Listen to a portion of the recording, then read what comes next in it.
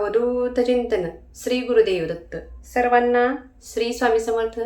स्वामींच्या चरणी एवढीच प्रार्थना करते की स्वामी कृपेने आपल्या मनातील सर्व चांगल्या इच्छा लवकरात लवकर पूर्ण होत आणि आजच्या एका नवीन आणि सुंदर विषयाला सुरुवात करूयात. सर्वांना माहीत आहे, येत्या गुरुवारी म्हणजेच 18 जून रोजी आहे गुरुपुष्यामृत योग. तर हा योग हा सकाळी 6:04 सुरू होत असून 11:32 राहणार आहे. मात्र आपल्या शास्त्रांनुसार जी तिथी सूर्य उगवायच्या अगोदर चालू होते ती तिथी दिवसभर लागू होते. म्हणजेच काय तर दिवसभर गुरुपुष्यामृत योग हा असणार आहे. त्याच्यामुळे तुम्ही दिवसभरात केव्हाही हा उपाय तुमच्या सवडीनुसार करू शकता. तसं तर तंतोतंत आपल्या गुरुमाऊलींनी ज्या पद्धतीनं आपल्याला उपाय हा करायला सांगितलेला आहे ती पद्धत आज मी तुमच्याशी शेअर करणार आहे. तर हा उपाय केल्यामुळे काय होतं, 12 वातींचा अतिशय दिव्य उपाय आहे. आयुष्यातील प्रत्येक अडचण ही दूर होते. घरामध्ये सुख, शांती, समृद्धी, ऐश्वर्य, धन मिळायला सुरुवात होते. एक वेळेस करून पहा. आलेला अनुभव मला शेअर करायला अजिबात विसरू नका. चॅनलवरती नवीन असाल तर आपले चॅनल सबस्क्राईब देखील करून ठेवा की ज्यामुळे असेच माहितीपूर्ण नवनवीन व्हिडिओ तुम्हाला पाहायला भेटतील. तर वेळ न घालवता चला उपायाकडे वळूयात. आता हा उपाय केव्हा करायचा आहे? गुरुपुष्यामृत योग हा दिवसभर असणार आहे. मात्र पहिल्या दिवशीचा जो हा उपाय आहे तो रात्री बरोबर 11 वाजता सुरू करायचा आहे. त्याच्यानंतर तुम्ही केव्हाही दिवसभरात करू शकता. हा जो उपाय आहे तो सलग 24 दिवस करायचा असतो. तर आपल्याला याच्यासाठी एक दिवस जागरण करणं गरजेचं आहे. म्हणजे जसं की 18 तारखेला तुम्हाला रात्री बरोबर 11 वाजता हा उपाय करायचा आहे. याच्यासाठी लागणार आहेत फुलवाती. या ज्या फुलवाती आहेत त्या आपल्याला चढत्या आणि उतरत्या क्रमाने आपल्याला गुरुमाऊलींनी लावायला सांगितलेल्या आहेत. याच्यासाठी पूर्व दिशेला तोंड करून बसायचं आहे. आपल्या देवघरामध्येच हा उपाय करायचा आहे. काही कारणास्तव तुम्ही जर गावाला जाणार असाल म्हणजे बाहेरगावी जाणार असाल तर तुम्ही त्यावेळेत तुमच्या घरामध्ये उपस्थित असणं गरजेचं आहे. याच्यासाठी नॉनव्हेज चालेल का खाल्लेलं? तर जो उपाय करणार आहे व्यक्ती त्याने नॉनव्हेज खायचं नाही. तुम्ही नॉनव्हेज घरात बनवू शकता, घरातल्यांना बनवून देऊ शकता. मात्र तुमची जी इच्छा आहे ती इच्छा पूर्ण होण्यासाठी तुम्ही हा दैवी उपाय करणार आहात. रोजच्या रोज तुम्हाला देवापाशी जाणं गरजेचं आहे. त्याच्यामुळे तुम्ही हा जो उपाय आहे तो नॉनव्हेज अजिबात खाऊन करायचा नाही. पूर्णपणे 24 दिवस सात्विक राहायचं आहे. तर याच्यासाठी ब्रह्मचर्याचं पालन करावं लागेल का? तर अर्थातच नाही. तुम्ही ब्रह्मचर्याचं पालन अजिबात करायचं नाही. तर काय करायचं आहे, एक दिवा मातीचा घ्यायचा आहे किंवा तुम्ही पितळेचा, चांदीचा कोणताही दिवा तुम्ही घेऊ शकता किंवा पंती घेऊ शकता. तर बरोबर रात्री 11 वाजता गुरुपुष्यामृत योगाच्या दिवशीच म्हणजेच 18 तारखेलाच 18 जून दिवशीच रात्री 11 वाजता तुम्हाला एक आसन टाकायचं आहे देवाच्या समोर आणि तो दिवा तुमच्या समोर ठेवायचा आहे. त्याच्यामध्ये फुलवात एकच घालायची आहे. एक फुलवात घालायची आणि त्याच्यामध्ये गाईचं तूप घालायचं आहे. गाईचंच तूप घालायचं आहे. अन्य दुसरं कोणतंही तूप किंवा तेल चालणार नाही. तर आता बऱ्याच जणांचा प्रश्न असेल की कपिला गाईचंच असावं का, देशी गाईचंच असावं का? तर नाही. मार्केटमध्ये तुम्हाला ज्या कोणत्या गाईचं तूप भेटेल ते तूप हे तुम्हाला या ठिकाणी वापरायचं आहे. तर व्यवस्थित ती जी वात आहे ती पूर्णपणे त्या तुपामध्ये भिजवायची आहे, डीप करायची आहे. आणि त्या तुम्हाला एक डेमो म्हणून मी इथं हे घेतलेले आहे, डबे घेतलेले आहे. तुम्ही त्या पद्धतीने तुमच्या दिव्यामध्ये लावायचं आहे. समजून चला की हा तुमचा दिवा आहे. तर त्याच्यामध्ये तुम्हाला एक वात पहिल्या दिवशी ठेवायची आहे तुपामध्ये भिजवून आणि तो दिवा अशा पद्धतीने हातामध्ये घ्यायचा आहे. तुमच्या मनातील इच्छा, जी कठीण इच्छा असेल, ज्या अडचणी तुमच्या असतील, तुमच्या आयुष्यामध्ये ज्या काही अडचणी असतील त्या बोलून दाखवायच्या आहेत देवाला. आणि नंतर तो जो दिवा आहे, इच्छा बोलून झाल्यानंतर, अडचण बोलून झाल्यानंतर तो देवघराच्या समोर ठेवायचा आहे आणि ती जी वात आहे ती प्रज्वलित करायची आहे. वात पूर्ण जळेपर्यंत तिथं थांबायचं का? तर नाही.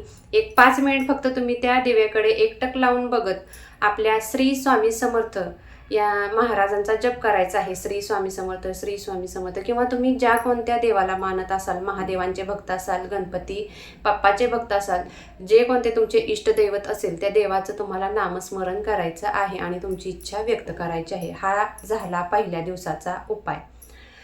दुसऱ्या दिवशी काय करायचं आहे, नंतर तुम्ही झोपून जायचं. दुसऱ्या दिवशी काय करायचं, तुम्ही केव्हाही दुसऱ्या दिवशी हा उपाय करू शकता. सकाळचा करा, दुपारचा करा, संध्याकाळचा करा, केव्हाही करा. नंतर तुम्हाला वेळेचं बंधन नाही. दुसऱ्या दिवशी काय करायचं, 2 वाती तुम्हाला याच दिव्यामध्ये घ्यायच्या आहेत. पहिली वात जी तुमची जळालेली असेल, ती वात अर्धवट जळलेली असो किंवा पूर्ण जळलेली असो, ती तुम्हाला तुमच्याच मातीच्या कुंडीमध्ये तुळस सोडून दुसरी कोणतीही फुलझाडाची कुंडी असेल तर तुम्हाला त्या कुंडीमध्ये ती वात टाकायची आहे, ठेवायची आहे. नंतर दिवा स्वच्छ धुवून पुसून घ्यायचा आहे. पंती जरी घेतली असेल तर ती सुद्धा स्वच्छ धुवून पुसून घ्यायची आहे.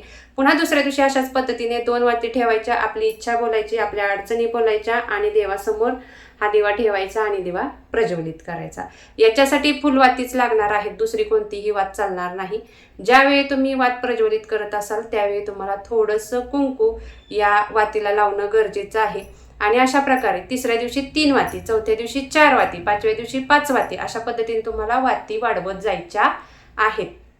12व्या दिवशी तुम्हाला 12 वाती लावायच्या आहेत. लक्षात ठेवा, इथे सगळे चुकतात आणि अशामुळेच त्यांचा म्हणजे उपाय जी इच्छा आहे ती पूर्ण होत नाही आणि कुठंतरी त्यांना वाटतं की एवढं करून सुद्धा माझी इच्छा पूर्ण झाली नाही. तर या ठिकाणी ही एक चूक सातत्याने टाळायची आहे. 12व्या दिवशी 12 वाती लक्षात ठेवा आणि 13व्या दिवशी सुद्धा 12च वाती घ्यायच्या आहेत. मी पुन्हा एकदा सांगते, 12व्या दिवशी 12 वाती घ्यायच्या, 13व्या दिवशी सुद्धा 12च वाती घ्यायच्या. अशाच पद्धतीने तुमची इच्छा बोलायची आहे आणि ठेवायची. 13व्या दिवशी 12 वाती घेतल्यानंतर पुन्हा तुम्हाला जो 14वा दिवस असेल त्या दिवशी 11 वाती, 14व्या दिवशी 11 वाती, 15व्या दिवशी 10 वाती, अशा एक एक एक कमी करत म्हणजे सुरुवातीला एक एक एक वाढवायचे आहे 12 पर्यंत आणि नंतर 12, 11, 10, 9, 8 अशा पद्धतीने कमी करत जायचं आहे.